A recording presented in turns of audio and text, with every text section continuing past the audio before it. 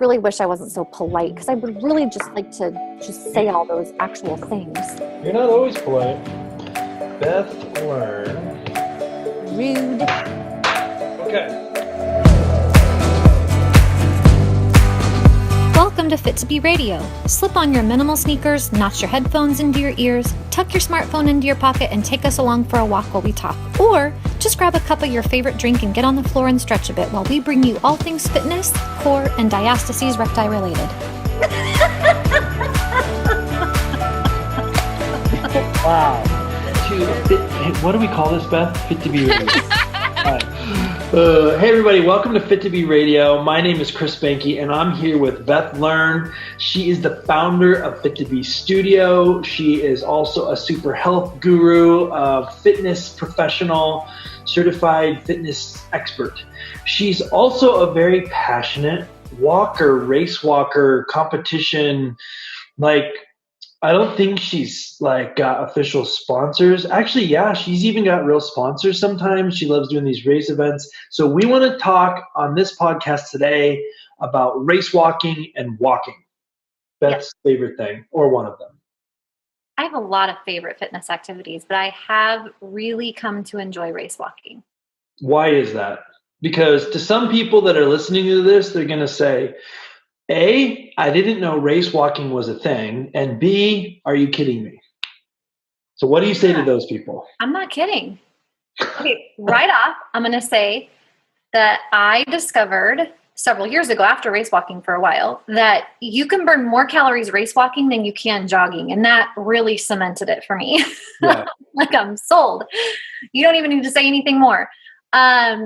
I started doing the Portland to Coast relay race about 12 years ago, and I've completed it 10 times with a really great team that has become competitive because we started placing. And that was really exciting because once you start placing, then you get more goodies and you get more attention, and that's always fun. And our business, Fit2B, has sponsored my team, and our team has also grabbed other people to sponsor us, which is really cool, because then that helps pay for things like shirts and vans and shoes and snacks and gas and all that. And Chris and I, we've done a team ourselves. We did the Fit2B race walking team for the Cascade Lakes relay that's in Central Oregon. Yep. So we did an 8-person team, and that was a long, hot, sticky, adventurous race. Yes. So I enjoy relay racing. I love the length of the miles. I love the rotation of the teammates. I love even though it's stinky, I love the van with the people for at least 24 hours and just the conversations that happen. I love that walking doesn't strain my body. It is something I can do all year long. It's not super high impact. It just feels good. Yeah. And it is great for my body. It's good for you. Like all the benefits of running without running. And as we already discussed in an episode, I'm just really not a runner. Yeah. You're really not a runner, and it comes out when you start talking about walking. It's good because walking is really good for you. And walking is something that almost everyone can do and probably should do. Yep. So you've talked about walking, race walking, and relays a whole bunch in the first 1 minute here. So let's break some of this down a little bit. So there is walking, and then there's race walking, and then I actually want to talk first about these relays because you mentioned those a whole bunch. So let's talk about it. Let's talk about Portland to Coast. Portland to Coast is part of a massive relay called Hood to Coast, which is nicknamed the mother of all relays. And if you've never heard about this and you're listening to it, look it up and just watch some of the videos and look at some of the information out there. It's unbelievable. Mm-hmm. But I've talked about quite a bit. Beth, talk about your specific experience with this thing, Portland to Coast, and help people that don't know, when you say relay, they don't know. What do you mean? What do you mean by that? Okay, so my very first year that I did Portland to Coast, it was a 12-person team. 2 vans of 6 people each, doing 24 different legs of the race. So each of us had 2 legs, 24 divided by 12 is 2. And, you walk our leg, everybody in the van takes a turn, then we go hang out in a field and let the other van do their thing, and then they meet us in the field, and then we go and we pass a baton. Okay. And you go so how many miles is the team doing? So the mileage is right around 130 total miles. The team together is going 130 miles with 2 vans, and there's a baton. Yep. And literally one person's walking, and they're out there booking it. They got the baton, and the van is like sometimes following right behind at a walk speed, sometimes going ahead, sometimes going behind, right? Crazy. Yes. For 130 miles all through the middle of the night. Yes. You don't sleep. No. Or maybe you try, but it doesn't happen. It doesn't work. Yeah. And each person is doing 2 times with the baton, 2 legs. And how long is that?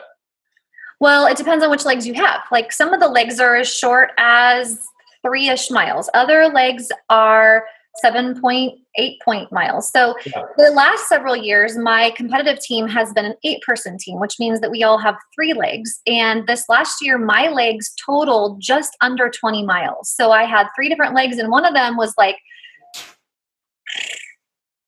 I can't math right now, but it was like just under 4 miles. And then another one was over 8, and another one was almost 8. Right. So so you're doing some of these in the day, some of these in the night, some of these literally like 2 in the morning in the middle of nowhere on a gravel road by yourself with headlights shining on you. Yes, they have us wear all kinds of reflective gear. You can be disqualified if you don't have the exact right things on you, blinking at all times at night. I mean, you look like a Christmas tree out there walking, which is good. And, a lot of us also carry whistles, and weapons are not permitted, sadly, because sometimes you feel like you might need them. And, usually your van is not very far off, and there's other teams going by you, and everybody's always watching out for people. So it is very, very safe. There's been some incidences. There was somebody throwing nails in the road, giving some of the vans flat tires last year. That was not fun. So let me recap. You're walking like 20 miles or so for this particular relay. Up hills, down hills, gravel, middle of the night, middle of the day, middle of nowhere, with tons of people, in a crowd, away from everyone, in a city, in the nature. Why would you do this? Because it is weirdly fun. And you're with people, like I have this awesome team of women. We usually have maybe 1 new person join us each year, and it's a great time. And we catch up with each other. We discuss things. We encourage, we ring cowbell. I have a set of fake teeth. So if I'm driving the van, I'll put the fake teeth in and lean out the window and say, "Hey, baby," to other walkers going by. We have whoopee cushions. It's just, you just have a great time. So you make it fun, but I happen to know that team you're on is not only about fun. No. They're moving. They are moving. Yes. Our fastest person, when she's really cooking, can do about 10-minute, 40-second per mile pace. Now, just so you guys understand, we're talking about walking. It's really strict. It means walking. You can't have both feet off the ground at one time. No. So you said 10:40? Yep. A 10:40 pace, if you don't know what that means you are walking so fast, it's hard to believe. Yes. I think the average person that isn't familiar with this, they get up and they walk fast. They're probably doing 16-minute miles when they're just trying to walk fast. Like if people are doing a brisk walking pace, it's anywhere between 14 to 15-minute miles. Yeah, if they're really moving. This is like 10, 11, 12-minute miles your team is doing. Yeah, my fastest time this last year was 11:15s. And how was that? Well, I was dealing with some neck issues at the time, and so it was interesting. But I felt pretty good when I was walking, because race walking is very smooth. You're supposed to be very graceful. Your head's bouncing. Your feet are rolling. Yes. Yeah. And I got a lot of compliments on my form because I was trying so hard to keep my neck steady, and it really helped. Oh, yeah. I bet. So, okay. So that's a relay. There's another relay that our company has done called the Cascade Lakes Relay. It's similar to the Hood to Coast. It's massive. It's a lot smaller, but it's the middle of the night. It's crazy. There's these vans. You're passing the baton. It's like madness. It's madness. Yeah. So that's a race walking with a team, which is cool and totally different dynamic than just race walking. So right. talk So about I've the also difference. done a couple Talk of about the difference. marathons. Yeah. Yeah. Yeah. And so when it comes to like race walking a half marathon, my best time was 2 hours and 37 minutes. Mm-hmm. And that was the Down and Dirty Half in Bend, Oregon. And that was actually on off trails. So there was sometimes I was forced to run because there's just no way to maintain proper stride on boulders. Yeah. But that was a pretty decent pace. And I felt pretty good about that. I'm never doing that race again. It was very, very difficult. They gave me a mug, and I'm like, I'm never drinking out of this mug. I'm putting this in my china cabinet. Yeah, you'll probably do it again. Yeah, I've done. No, I don't think so. The Hippie Chick half was fun. Half marathons are great because half marathon, that's 13.1 miles, and it's challenging, but you get out, you find your stride, and race walking is unique still. A lot of people don't. And they look at you, your buns are kind of, their buns are doing the thing. And they're like, what are you doing? Everybody laughs. But then as you pass the runners, when they start getting tired, people start paying attention. Yeah. So if you did a 2 hour, 30-minute half marathon, what do you think what was your mile pace? So I think I remember that my overall pace for that race was like an 11:40. Yeah. So if you're ask me on that, that's what I remember. Yeah. So if you're out there with in a non-competitive half marathon, you're going to be faster than probably just the average half marathon, probably 50 to 60% of the runners. Mm-hmm. And that's why I encourage the runners. Like if you like to run, you should still learn some race walking forms so that when you have to slow down and take a breather and you're walking and you're just kind of trudging along, if you can implement a little bit of race walking form, you're going to increase your overall time because runners can walk, but walkers cannot run. Right. We are not allowed to run, but runners are allowed to walk. Right.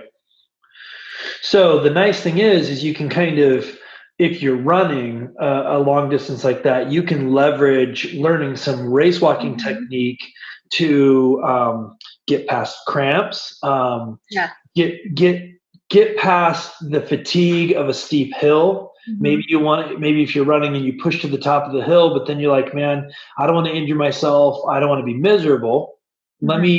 Let me, instead of just walk and kind of, let me implement some good race walking form to kind of keep my pace reasonable, but also take a little bit of a break. But at the same time, if you're race walking, it's not really a break. So here's what I would say about race walking, because I'm a runner and I've done a couple race walking events now, and it's freaking frustrating because you can't run. You're not allowed to run. So let's say you're race walking, and for me, when I'm going my fastest race walking pace, it's like 13. I don't even remember. Do you remember, Beth? It's like 13 something. No, you were doing 12s. High 12s. 30s or 12, 15s. High 12s, mid 12, high 12s. So for me, I'm walking as fast as I can, and it's even can be painful. I'm like walking, and there's somebody like, I don't know, 50 feet in front of me for 6 miles, and I can't catch them. I can't. And I could take like 15 or 20 jogging strides and pass them, and you're not allowed to do it. So for me, it's just this horrible mental problem of seeing the competition just there and not being able to do anything about it because my form isn't very good. I'm not very good race walker. So it's interesting. But I can tell you right now, it's not like a relaxing stroll. Like, it's brutal. It takes a lot of concentration. And I think that's one of the other things I enjoy about the race walking stride. Every year I focus on a couple of pieces of it and work on improving a couple pieces of it. And I've written a course for people who want to learn how to do it. Yeah. And called Walking as a Workout. And each week you get a couple more pieces of the form and you add those pieces to your walk. Right. But I have spent years working on the pieces, and that's what keeps it interesting, and it keeps my mind focused. It's hard to think about any other stress in my life when I am focusing on the form of race walking. Yeah. Yeah. So race walking is an interesting thing. It's actually, it's in the Olympics now, right? It's been an Olympic sport, yes, for a long time. So it is an athletic event. Olympic race walkers pull off about 8-minute and 30-second miles. I don't even know how that's possible, but they do it. They're like, it's like their joints become disconnected and they're just like, it's crazy. So let's just talk about walking. So there's race walking, and I would just encourage you, even though I'm a runner, I would encourage you should check out the course that we have. You can find out more about it at fit2b.com, FIT, the number 2, the letter B.com. Check it out. There's also tons of information Beth's written just about walking. It's totally free on that website. Check that stuff out. And the reason I would say that, even if you're a runner or even if you're not a runner or a walker, is it really can benefit you to understand some of the basics when you're in the middle of a run. It also can help you if you want to get fit, you want to get in shape, and running bothers you, or you don't like it, but you want something more serious than just going for a walk. Right. It can be very, very valuable. But let's just talk about walking, Beth. So walking is like the magical fitness in some ways. Yes. Because almost anyone can do it, right? Like, not everyone. There's some people with some problems, some health issues or disabilities. But for the most part, people can get out there and walk. Yeah. I like how you said that. There's people with problems. I mean, not everyone can. And it's good to be respectful of that. But most people that don't can. Yes. I have learned, just in terms of regular walking and being a core and pelvic floor fitness specialist, how powerful walking is. Just a regular walking, long arms, swinging your arms, long strides, eyes on the horizon after a chill stroll is amazingly beneficial for your belly muscles and your pelvic floor diaphragm. That final frontier in your bum, those last set of muscles that hold everything up and in, that set of muscles is naturally stretched and strengthened when you're walking. So the action of striding and the way the pelvis moves and the way your femurs move, it just works and flexes and nourishes and pulls and presses all the places. And it's amazing. So you're saying, so walking, a lot of times people think, okay, I'm using my feet, I'm using my legs, maybe my shoulders, that's it. No. Yeah, no, they're using so much more. And in fact, when I've done belly checks in the community, I do a lot of presentations and talk to groups. And one of the groups I checked was in this rural community where the women had lots of babies. And I went into this community expecting, in my own bias, to find wider diastases gaps and hear about more pelvic floor trouble. And I, in fact, had the opposite experience. I'm feeling their bellies, and this woman who had 10 children, nothing. She had the regular space between two knuckles that we talk about. That is not diastases. That's a regular little dip in your belly muscles where the two sides come together. And I looked at her and I was like, you're really in good shape. What do you do? And she said, I just walk. I just always walk. As soon as I just take them for walks. I take my kids we go for walks every day. So cool. Nice. And then I was like, okay. And all the rest of you guys, what do you guys do mostly? And they're like, we walk. And I'm all, they don't live near a gym. They're not doing the crunches. They don't have good internet. So they're not doing all these internet-based stuff. Now, Fit2B, we provide tummy safe fitness so that people who are on the internet and don't have a gym and don't live where they can walk very well and it rains all the time, they can work out at home without making their gaps worse. But these ladies are just walking. And there was not a single diastases in this group. Now, that's purely anecdotal, I know. Yeah. Yeah. So let's just touch on that real quick, because not everybody listening might know. Real quick, let's talk about diastases. If you're not sure what it is, you need to check out our website. We also have another podcast on it. But Beth, can you touch on it real quick in these belly checks? Like, what are you talking about? Okay. So diastases is a wider than normal separation in the space that is connecting the connective tissue that holds the two sides of your abdominal wall together. So it's supposed to stretch and have some give to it for things like sneezes and coughing and having babies. But sometimes it gets so stretched out and held stretched out for far too long that it's like old rubber bands and it doesn't come together. And when it gets really thin, it can herniate and get holes in it. Right. So when I do belly checks in the community, I give lectures and talk to women about this stuff. What I'm feeling for is how wide, how long from top to bottom, and what the connective tissue feels like, if it's thick or if it's really thinned out. And then I'm referring them out for physical therapy and like that. So basically, this is a serious problem that a lot of people don't realize they have. You should, whether you think you have it or not, you should go do some research on it. But the thing that ties into this podcast is walking is good for that. Walking is very good for that. And it's possible to walk with, even stroll with not very good form. We can kind of slump along. We can lean into our strollers. We can push the cart funny. So we're talking about long, lean, and lifted, as my colleague Kelly at the Tummy would say. Strong, empowered, elongated torso, strongly swinging arms. Yeah. That kind of walking is what we're talking about. Yeah.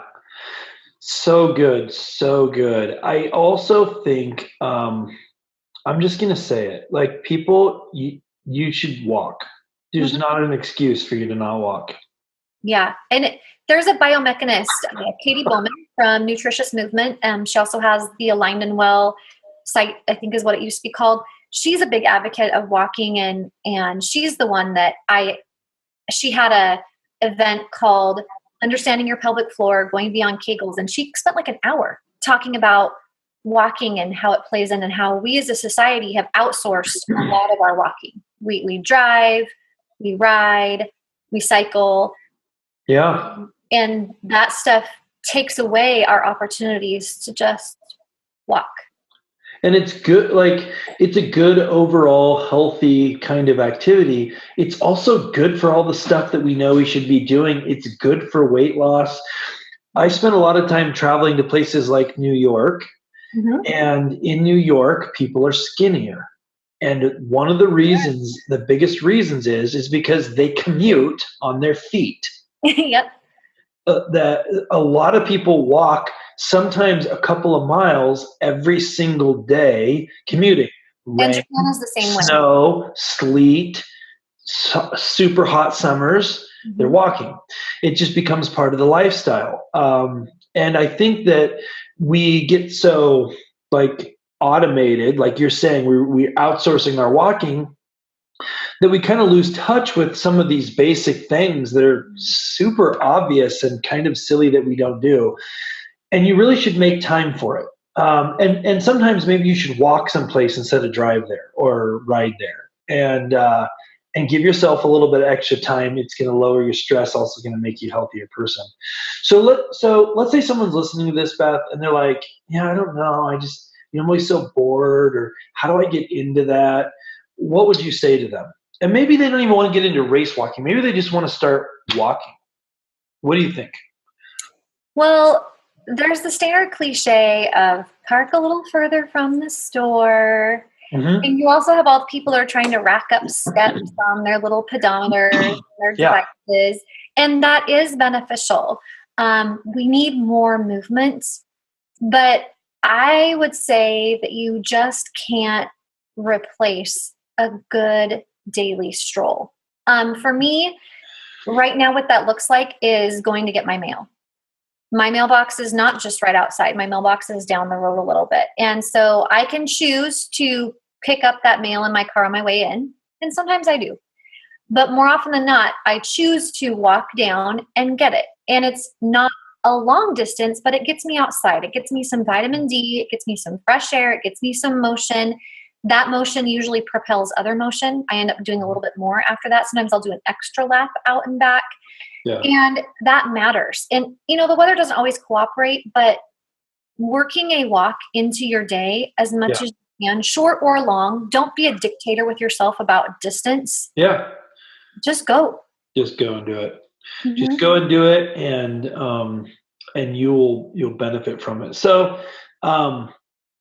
it's interesting. So we talk about race walking, we talk about relays, we talk about just regular walking. What else should people be thinking about when they're just getting up off the couch and starting to move? What should they be thinking about? Is it can they injure themselves walking? Like, they need to pay attention to things? What do you think? What's your advice? I think that there definitely is a potential for injury with walking, but it's not going to come from where people might think. I think people need to be looking at their shoes, and they need to look at their feet. You need to be looking at how they're walking. Like, do you walk with your toes turned out or your toes turned in? Really try to walk heel through the middle toe. Get your toes pointing forward, even if that feels funny for you. If you've spent a lifetime walking like a duck, okay, then that means you've trained your inner thigh muscles to act like your quadriceps. And your quadriceps are now acting like your outer thigh muscles, right? So it's going to feel like things are twisting, but they're not. And you're going to have to do some retraining. And your feet are your platform. So taking care of them, if you're in a shoe that has any type of a lift in it, any type of a heel, whether it's a 1/2 inch to an inch to an inch and a half or 2 inches, that's going to change how your body is compensating and curving itself to stand back up again. Right. And that's going to affect what muscles you're using when you're walking. It's going to affect how you feel after you walk. It's going to affect your arches. It's going to affect the balls of your feet. It's going to affect so many things. So we have a foot and hands routine on Fit2B that has you actually sitting down and doing several foot exercises to strengthen your feet, but also looking ahead 1 or 2 years to the next shoes you buy.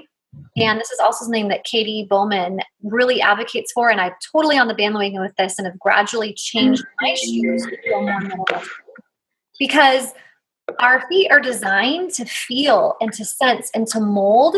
And I have about this too, flexible shoes and how they affect your fitness. Because if you're putting your foot in a really stiff shoe that doesn't bend and doesn't let your feet work, your feet are going to hurt. It's like walking around in a cast all the time. Right. So keeping in mind, so at a high level, basically what I would recommend to people is if you're going to do a lot of walking, don't do it in running shoes. No. You should get some walking shoes. And then Beth's written about this. You can find information about all the different kinds of shoes. Yeah, just Google Fit2B shoes or Fit2B walking. Because a running shoe, a lot of times running shoes, and there's lots of different opinions on types of shoes and all these things, but just at the basic core, running shoe is going to assume you're running on the balls of your feet. And if you're walking, you're not. So the shoe's not necessarily set up for that per se. And we don't need to dig into very much heel strike oriented. And the thing I hear the most from people is, well, but I have collapsed arches, or I have really high arches, or I've had plantar fasciitis. I have really high arches, and I've dealt with shin splints and some plantar fasciitis. I've also had knee surgery a long time ago. I firmly believe that if my feet had not been so casted during those phases of my life, I may not have ended up with those issues. Because my knees and my feet are so much stronger now, but it took time to get into a better shoe that would let my feet do what they're designed to do.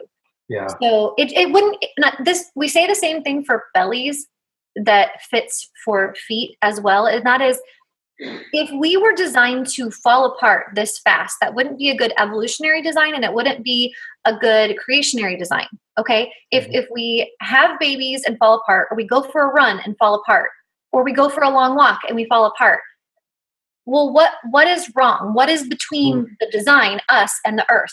The shoes and the concrete and all this stuff that we humans have put in the way of where our bodies are connecting with the earth. And so getting those things as much out of the way as possible while still protecting our feet and honoring our limitations, because you may have those things. So getting a shoe that supports those things at first, but then doing physical therapy, doing strengthening exercises, doing some stretches that will gradually improve that situation is huge. Right. So your fitness will be in 2 or 3 years. Yeah, yeah.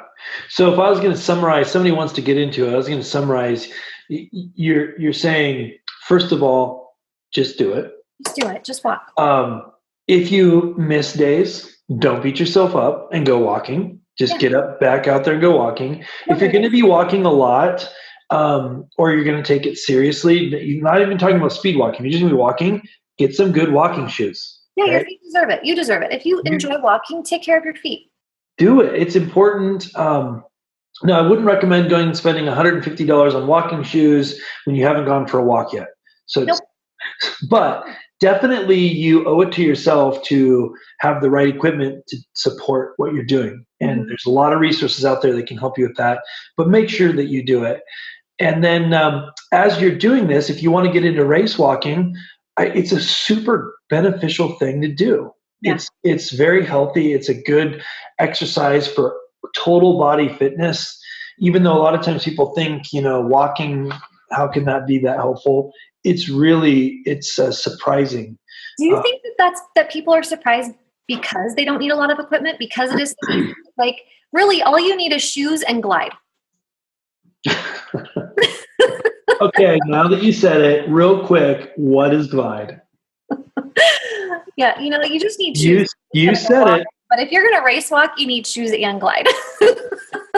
You know what? We're not even going to get into Glide. Yeah, we are. Look it up. If you don't know what it is, look up the Glide. It's for the places where the sun don't shine. The point is, make sure you have the right stuff to support what you're doing. Yeah, so you don't come out of it more injured than you started. You don't want to, it's not supposed to be painful and miserable when you're taking care of yourself and doing fitness. Yes. So make sure you're doing it well. So if what you're doing makes you walk like a chicken for the next 3 days with your wings up and your legs wide, that's not good. While that might be humorous, it's not really desirable. Any last thoughts on walking, Beth? I know you absolutely love it. You do it pretty seriously. Any other thoughts on it? Well, I just want to emphasize again the restorative nature of walking. That it's beneficial for your fitness, but it's not just for fitness. Mentally, getting out and seeing things beyond the walls that we live in, casting your eyesight is also good for your eye muscles. But when I've gone through surgery, one thing that's impressed me is on the to-do list, the surgeon's always like, you need to walk. You need to walk because it gets your bowels going. And it also gets your circulation going. It helps your body combat toxins. And this is what my surgeon said. They're like, as soon as you can, get up and walk. Yeah, I think it says a lot because you're in a limited, after surgery, you're in kind of this limited state where you really can't do a lot of things. And for the surgeon to say one of the most important things you need to do is start walking tells a lot about how it's related to your health and overall, because you're not getting surgery on your toe, but he's still saying walking is super important, right? Like the surgery you're talking about is a neck surgery. So it's like, a lot of people might not even see how that would be related. Right. But well, and I also want to, in case anybody's watching this, I have this Supergirl shirt on, and you might be wondering, and this feeds into walking for 2 reasons. I'm not being pretentious here. In the Cascade Lakes Relay, there was a costume leg, and I hear rumors they're going to maybe do it with Portland to Coast, where there's a certain leg, like leg 22, and if you wear a costume, you can win prizes, and so people are walking in the tutus and the Superman outfits and dressing up as beer kegs or whatever it is they do. They do some weird stuff. Yes, there was a naked elf on one year, and naked. Yeah, he did not have very much on. He was dressed up as a Santa elf, and I stopped walking. I was so shocked. I stopped walking and I took a picture. And that's saying a lot for you because you don't stop and take pictures. No, I don't. I don't have time. If you see a naked elf, you're going to stop and take a picture. I was just like, am I owe it to your smartphone to take a picture of it. I wasn't sure if I was imagining things because, you get really hot and dehydrated sometimes. Anyways, then the other thing is, we're actually doing this podcast. It's Halloween. And so I'm taking my kids out to get goodies tonight with some friends. And we're not really big into Halloween. And so we don't do it full bore, but we got invited to go out and do this neighborhood. And we're going to be walking 2 or 3 miles. Yeah. And so I am dressing up as Superwoman. And I'm going to be thinking about my form and toes forward and good alignment. And that session, that real life going out in the neighborhood, to me, that's going to be my workout today. I'm counting that. Yeah. And my walk. Well, it's a good workout. Fueled by Milky Way.